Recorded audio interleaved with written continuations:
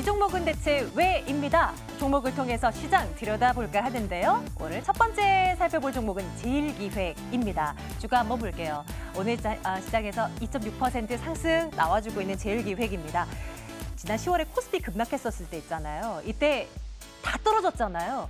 근데 아닌 것도 있더라고요. 제일기획 그랬습니다. 10월에도 올랐고 11월에도 올랐고 더 올라갈 준비를 하고 있습니다. 실적에 대한 이야기, 배당을 비롯한 주주 친화 정책에 대한 이야기 계속 나오면서 오늘도 흐름 괜찮네요. 23,450원 기록하고 있습니다.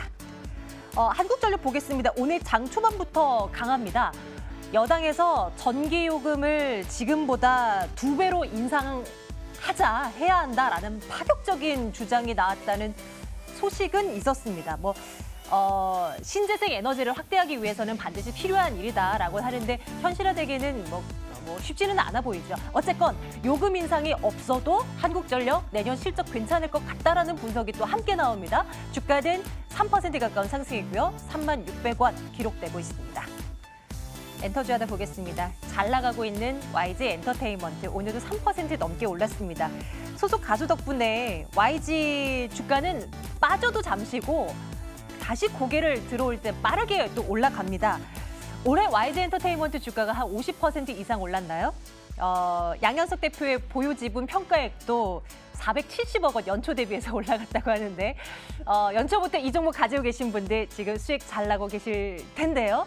앞으로도 잘 나갈지 모르겠습니다. 일단 현재는 45,150원입니다.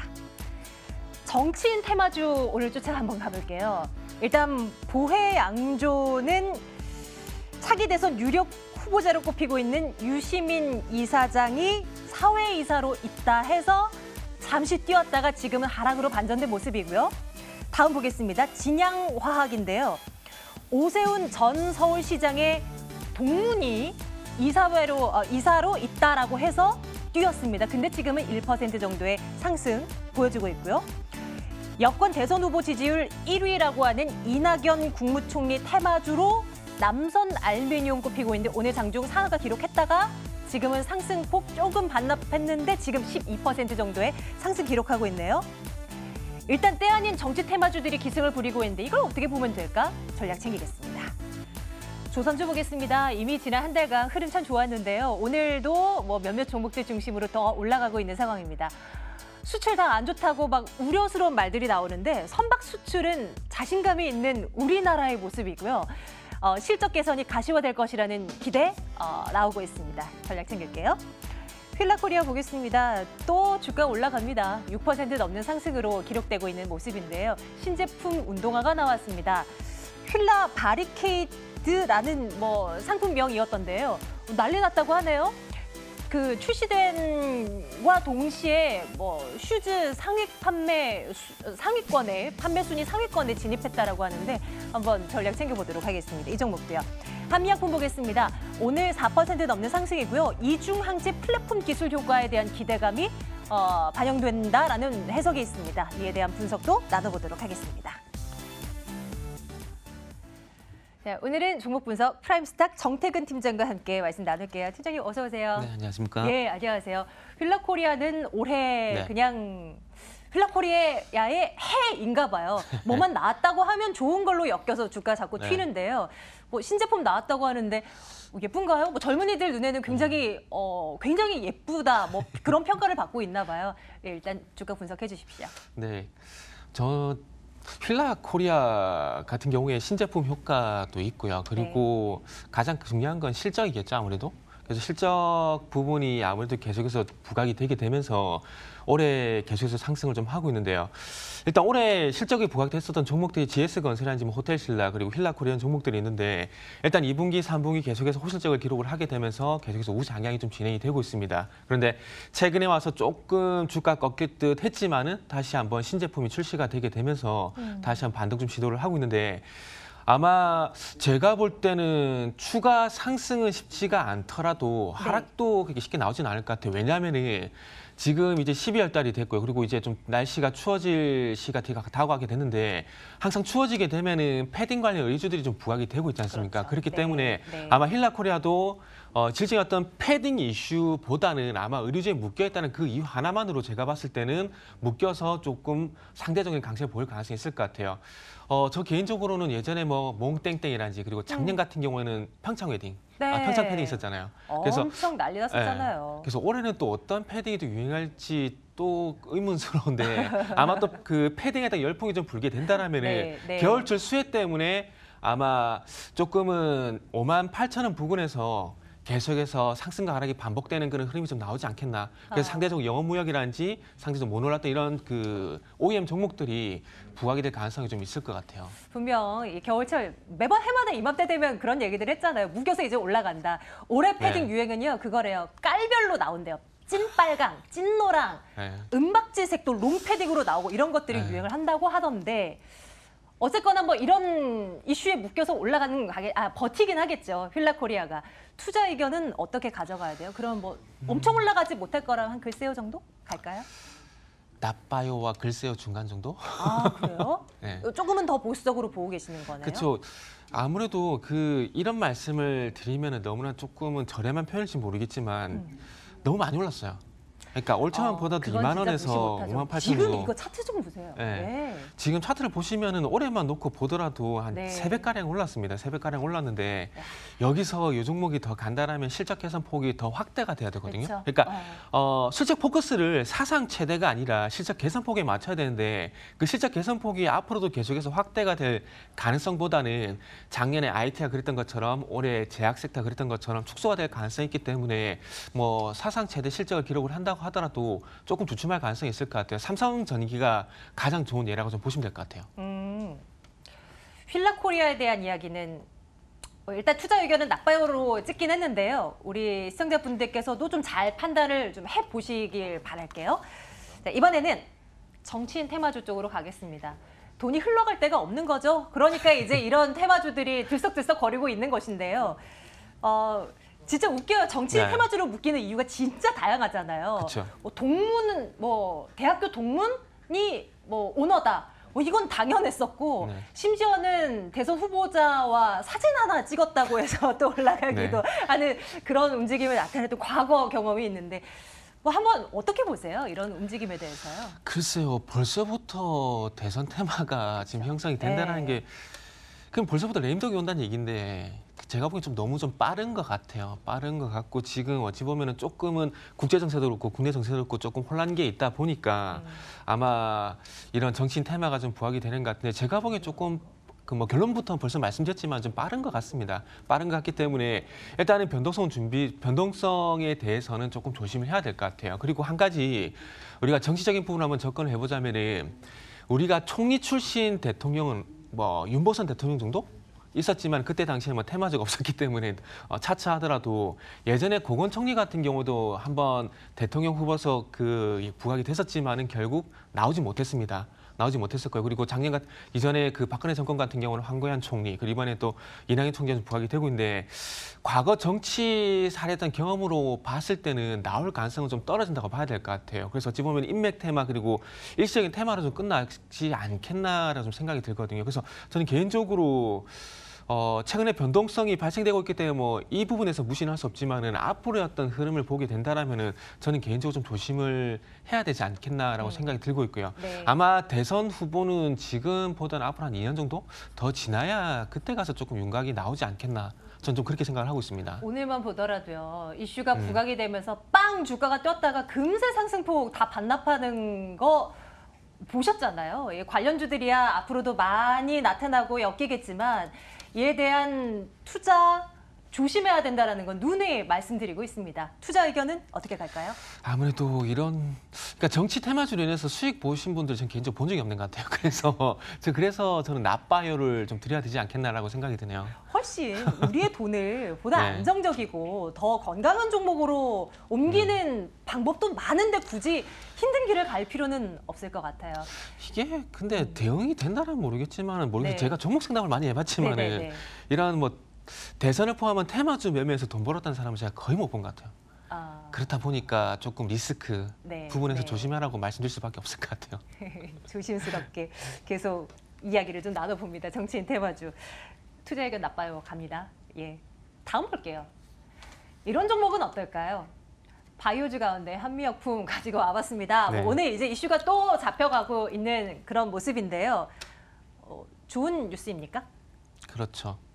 지금 면역 항암제에 대한 얘기가 나오게 좀 작년 신라젠 같은 것들, 네, 좀 팩사백 네. 있지 않습니까? 이런 부분들 어떤 대항마라고 좀 보면 될 것 같아요. 그래서 이중 항체에 대한 어떤 가능성이 더 많이 좀 부각이 지금 되고 있는 상황인데 아마 이 기술이 조금 더 부각이 되게 된다라면 앞으로 아마 한미약품이 2015년대 5조 가량이었던 기술 수출 계약으로 해서 상당히 큰 폭의 변동성이 있었는데 그런 부분은 일시적으로 끝났지만은 아마 지금 면역 항암체 에 대한 부분보다는 이중항체 어떤 기대감으로 인해서 이 부분의 어떤 기술력 부각으로 인해서 아마 항암제가 나오게 된다라면 제가 봤을 때는 아마 추세적인 상승도 가능하지 않겠나라고 생각을 하고 있습니다. 전반적으로 최근에 와서 제약주가 좀 많이 부각이 되고 있어요. 최근에 네. 유한여행 같은 경우 1조 수출 계약 그런 소식도 있었고요. 그리고 지금 한미약품 같은 경우에도 지금 이중 항체 여기 대한 예약 부분들 그리고 올해보다는 내년에 대한 기대감이 좀 더 많은 것 같아요. 내년 1월달 같은 경우에 JP모간의 헬스케어 컨퍼런스라든지 그리고 네. 내년 2월달 같은 경우에도 아시겠지만은 일단 신약 임상에 대한 부분들 그리고 팩사백 같은 경우에도 지금 간암에 대한 부분들 말고 그다음에 대장암에 대한 어떤 면역 효과에 대한 그 임상 소식이 내년 3월달 좀 예상이 돼 있습니다. 그래서 내년 같은 경우에는 그 JP모간인지 모건스탠리였던 리포트를 참고해 보자면은 R&D 효과에 대한 부분이 상당히 좀 많이 부각이 되고 있어요. 그리고 우리가 여기서 주목을 해야 될 부분은 모건스탠리가 우리나라의 어떤 투자 의견을 하향에서 이제 그 중립에서 이제는 상향으로 바꿨는데 그 시점 그 내년에 만약 모건스탠리도 시장이 상승을 하게 된다라면은 이 JP모간의 그 모건스탠리가 조금 매수 의견을 또 내놓고 있는 제약 섹터 쪽으로 매기가 다시 한번 순환매가 발생될 가능성이 있기 때문에 제가 보기에는 그 조금 전에 짚어봤었던 휠라코리아라든지 그리고 네. 대산테마 쪽보다는 아마 이런 소식들이 미리 좀 내년에 반영될 것을 예상해서 제약주 같은 것들 특히나 기술 수출이라든지 이런 부분들에서 메지온이라든지 한미약품, 위안양액 이런 종목들 그리고 셀트리온 같은 경우에도 지금 미국 쪽에 허가가 진행이 되고 있는 상황이고요. 그리고 대웅제약 같은 경우도 내년 나보타에 대한 어떤 허가 기대감 이런 부분들이 예정이 돼 있기 때문에 R&D라든지 어떤 신약에 대한 기대감들이 있는 대형주 중심으로서 아마 포트를 한번 형성을 해보게 된다면은 제가 봤을 때는 내년에 충분히 좋은 결과가 있기 때문에 아까 대선 테마 쪽보다는 아마 이런 쪽으로 한번 접근해보는 게 저는 개인적으로 더 낫다라고 판단하고 있습니다. 그래서 그런 기대감 때문에 이제 진짜 이 시장의 안정을 찾고 나서 바이오주들이 이렇게 빠르게 좀 튀어오르는 모습이 그래서 좀 진짜 나타나고 있나 봅니다. 많은 종목들 네. 말씀 주셨는데요. 저희가 또 투자금은 한정되어 있고 모든 것을 또 제약주에 소위 몰빵을 할 수는 없잖아요. 이 중에 탑을 꼽는다면 수익률 측면에서는 어떤 것이 그래도 좀 빠르게 올라가겠다 생각이 드세요? 우리가 항상 투자할 때 종목만 생각을 하는데 네. 다른 방법이 있어요. 어떤 거요? 헬스케어 ETF. ETF? 그렇죠. 이것도 괜찮다고 보시는 그렇죠. 거죠? 저는 오. 개인적으로 네. 코스피에는 지금 레버리지, 코덱스 레버리지, 그리고 코스닥 같은 경우는 헬스케어 ETF. 네. 아마 이런 쪽으로 해보면 저는 내년에 충분히 그러니까 조금 기간을 신경 쓰시 기간이 좀 긴 거에 대해서 조금은 안 좋게 생각하시는 분들이 많은데 중요한 건 확실한 수익이거든요. 그렇게 본다라면 저는 지금 시점에서 코덱스 레버리지란지 헬스케어 ETF 이쪽으로 저는 진입을 하게 된다라면은 네. 충분히 내년에 그 포트 기준을 봤을 때 전체 투자금 기준을 봤을 때 저는 30% 40% 이상 수익이 충분히 난다고 봐집니다. 그렇다면 총 계좌에서 고정 40%까지 수익이라면은 이거 절대 작은 수익이 아니라 판단되거든요. 근데 그런 투자를 저 개인적으로는 개인 투자자분들이 좀 안 하시는 것 같아요. 그게 좀 아쉽네요. 그래서 그 뭐 레버리지, 코덱스 레버리지 같은 경우야. 일단 뭐 시장을 상승을 점치고 그렇죠. 있으시니까 뭐 이에 대한 관심도 좋다. 근데 이제 ETF 그 헬스케어 ETF 같은 경우는 거래량은 좀 나오는 것이에요. 이게 ETF 접근할 때 네. 항상 거래가 부진하면 좀 잘 안 팔리고 이런 그렇죠. 경우도 종종 경험을 해서요. 예전에 ELW처럼 ETF 같은 경우에도 LP라고 유동성 공급자가 있기 때문에 네네네. 그런 걱정 안 하셔도 될 것 같아요. 그래요? 네. 코덱스 헬스케어까지도 관심 종목에 한번 올려놓고 지켜봐야 되겠어요. 투자 의견은 당연히 좋아요 가는 그렇죠. 거죠. 그럼 한미약품 개별만 놓고 차트 한 번만 보여주세요. 네. 네. 일단은 지금 한미약품 같은 경우에 차트를 한번 보게 되자면 2015년대 큰 폭의 상승 이후에 제가 봤을 때 작년에도 큰 폭의 좀 상승이 있었지만은 2015년도 기준을 봐야 될 것 같아요. 2015년도 기준을 봤을 때 상당히 차트를 보시면은 11만 원대에서 87만 원까지 올라가는 한 네. 8배 가량 올랐어요. 근데 그 이후에 물론 23만 원에서 55만 원까지 상승이 있었지만은 이 부분은 제가 봤을 때 조금 기술적 반등 성격이 크다라고 좀 봐야 될 것 같아요. 그래서 2015년에서 2018년까지 제가 봤을 때 한 3년에서 4년 정도 이 기간 동안 2015년도에 발생됐던 주가였던 거품이 제가 보기에는 충분히 소화가 됐고 그리고 이 방송에 출연하시는 증권사 계신 분들이 많이 얘기하죠. PR. 이 기준을 봤을 때도 고평가에 대한 부분들이 제가 봤을 때는 많이 좀 해소가 되지 않았나 그렇게 판단이 되고 있기 때문에 제가 봤을 때는 이 하늘색 선, 이 241선만 좀 안정적으로 올라타주게 된다라면은 아까 전에 말씀드렸듯이 네. 내년에 안정적인 우상향이 나올 가능성은 충분히 있다라고 저는 좀 말씀드리고 싶네요. 네, 한미약품뿐만이 아니라 뭐 R&D 신약에서 신약 개발 기대감이 확실히 있는 그런 종목들은 계속해서 우리가 팔로우를 좀 해봐야 되겠습니다. 다음 종목 하겠습니다. 이번에는 조선주입니다. 수출 둔화에 대한 우려감이 상당 부분 잡혀 있지만 그래도 뭐 특히 반도체 같은 경우는요. 근데 뭐 조선 쪽은 문제 없다라는 기사들이 참 많이 나와요. 네네. 어떤 시각에서 보세요? 그 조선주가 전반적으로 올해 제가 봤을 땐 8월 달부터 좀 전반적으로 시작이 좀 바뀐 것 같아요. 무슨 얘기냐면은 조선주 같은 경우는 항상 안 좋다는 얘기가 나왔었지만은 결론적으로 올해 8월 달 이후부터 더 이상 나쁘지 않다. 이런 얘기들이 좀 주로 나오는 것 같아요. 그러니까 주가가 하락을 할 때는 나쁘다 얘기가 나왔기 때문에 하락을 한 거고요. 그리고 지금의 주가는 제가 봤을 때는 상승보다는 조금 바닥을 다지는 흐름이 계속 진행이 되고 있다 보고 있습니다. 그렇다면 바닥을 다지는 부분이 계속해서 진행이 되고 있다는 것은 조선주가 더 이상 나빠질 가능성은 떨어진다라고 시장에서는 판단을 하는 것 같아요. 근데 그렇게 판단할 수 있는 근거가 제가 봤을 때는 LNG가 조금 조선주를 살려주는 것이 아닌가 좀 그렇게 말씀을 좀 드릴 수가 있을 것 같아요.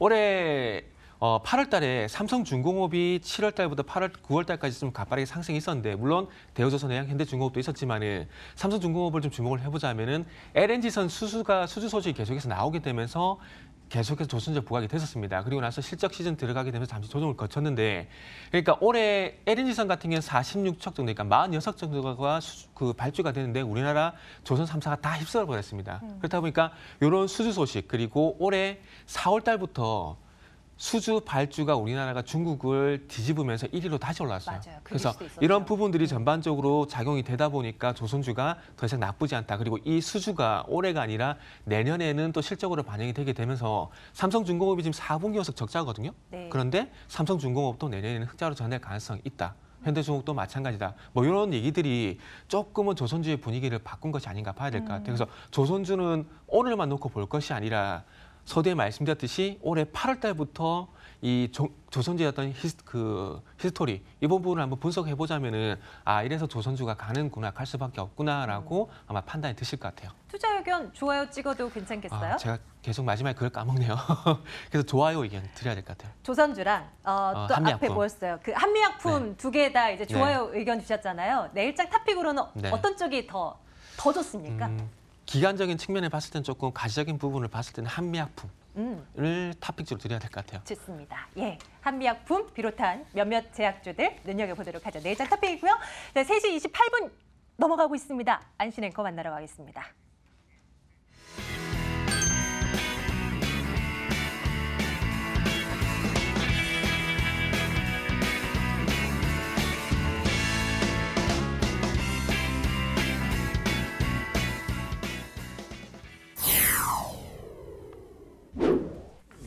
바닥을 찾고 있는 코스피였습니다. 어제는 2130선까지 터치하면서 기대감을 키우더니 오늘은 하루 만에 반락하면서 어두운 표정을 지었습니다. 다만 저가 대비는 만회하면서 0.86%로 낙폭을 줄였고요. 2113선에 마감을 준비하고 있습니다. 코스닥도 상승 전환 시도는 있었지만 오후 들어서 하락 조직으로 선회를 했습니다. 0.17% 내린 708선에 종가를 형성할 것으로 보입니다. 시가총액 상위 종목 함께 살펴보시겠습니다. 특히 대형주는 덕분에 삼성전자, SK하이닉스가 크게 하락하면서 지수를 방어하지 못했습니다. 메이저 수급 주체들 동반해서 내다 파는 모습 연출이 됐고요. 삼성전자 어느덧 가격은 42,000원대까지 내려왔습니다. SK하이닉스도 7만 원 이탈이 됐는데요. 최근 들어 7만 원 중심으로 좁은 박스권에 답답한 흐름을 만들어내고 있습니다.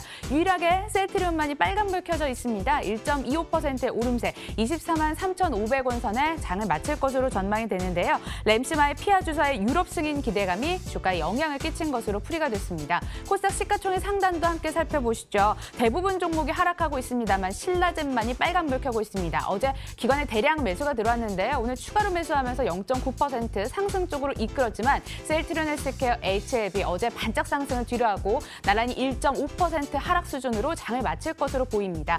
시가총액 함께 살펴봤습니다.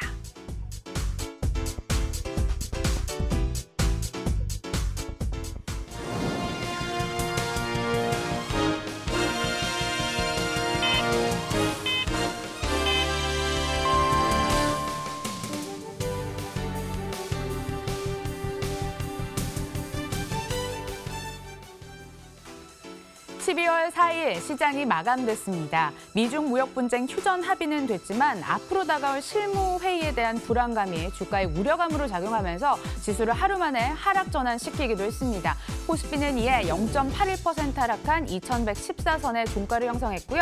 코스닥도 약보합 수준에서 마감을 했습니다. 0.12% 내린 708선의 종가를 형성했네요. 수급 함께 살펴보도록 하겠습니다. 달러 약세에도 외국인 쪽에서 별다른 움직임을 보이지 못합니다. 오늘 매수와 매도를 오가는 눈치 보기 장세를 연출했고 외국인 쪽에서 결국 321억 원의 순매수를 기록했습니다. 기관의 매도가 매서웠는데요. 약 2,900억 원 넘는 매도 우위를 기록을 했죠. 다만 기관의 매도 물량을 받아낸 건 개인이었습니다. 2,408억 원의 순매수 우위를 기록했습니다. 코스닥 수급 살펴보시면 역시나 외국인은 눈치 보기 장세를 연출했는데요. 매수와 매도를 오갔습니다. 115억 원의 순매수 우위를 기록한 반면 기관은 코스피와 마찬가지로 코스닥 시장에서도 물량을 내다 팔았습니다. 400억 원 가까운 매도 물량을 출회했고 개인만이 또 사자를 외치면서 외국인과 함께 308억 원의 순매수를 기록했습니다. 종목 살펴보도록 하죠. 제약바이오주 섹터 안에서도 차별화 현상이 나타났는데요. 오늘은 이중항체 관련 종목들의 상승세가 있었습니다. 앞서 살펴본 한미약품 말고도 종근당도 2.91% 오름세를 보이면서 10만 6천 원의 종가를 형성했는데요. 현재 미국에서 전임상을 진행 중인 이중항체 후보물질 기대감이 작용하면서 주가를 이끌었습니다. 한미약품도 4% 강세로 시장을 마무리했습니다. 자, 다음 종목도 살펴보도록 하겠습니다. 보톡스 관련주의 상승도 있었는데요. 그동안 딸공 규제 때문에 주가 하락을 면치 못했는데 최근 들어 상승세가 이어지고 있습니다. 휴재 쪽에서는 대만 관련해서 보툴렉스 판매허가 승인을 받았다는 모멘텀이 주가를 위로 이끌었으며 3.8%의 오름세, 메디톡스 외국계 순매수가 유입이 되면서 1.45% 오름세로 마감을 지었습니다. 마감 분위기도 함께 돌아봤습니다.